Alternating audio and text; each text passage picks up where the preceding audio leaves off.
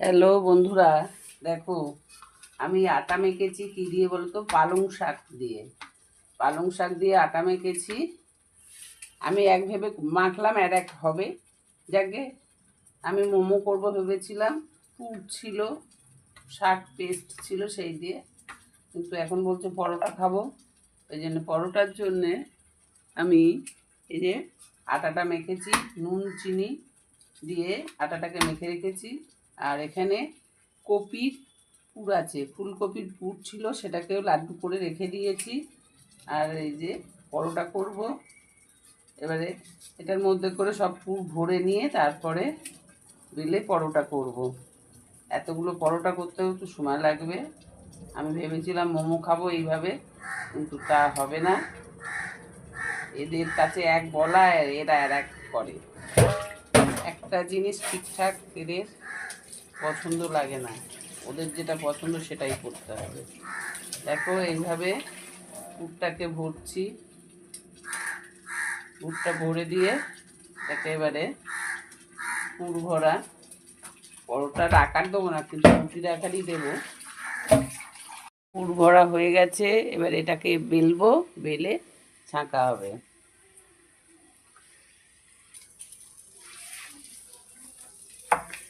দেখো রুটির আকারে বেলছি।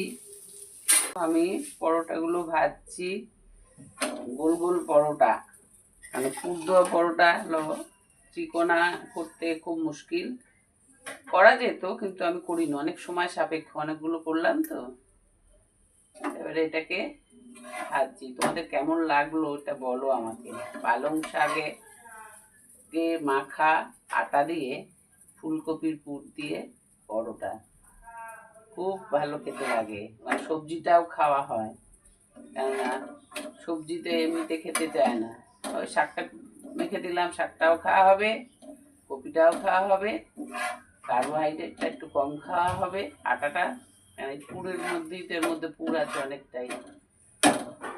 আমার তো খুবই ভালো লাগে এইভাবে খেতে। তাহলে তোমরা আমাকে একটা লাইক কমেন্ট শেয়ারের মাধ্যমে জানিও কেমন হলো আমার পালং শাক দিয়ে মাখা আর ফুলকপির পুর দিয়ে পরোটাটা।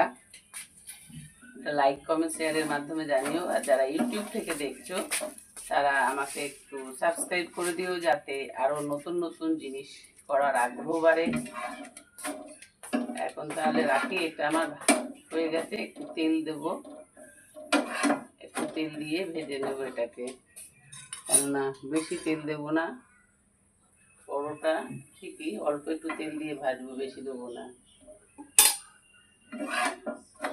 একটু দিয়ে দিলাম।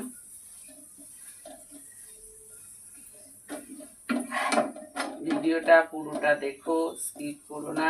নতুন কিছু আনবো, আনলে পাবে না দেখতে ভালো করে।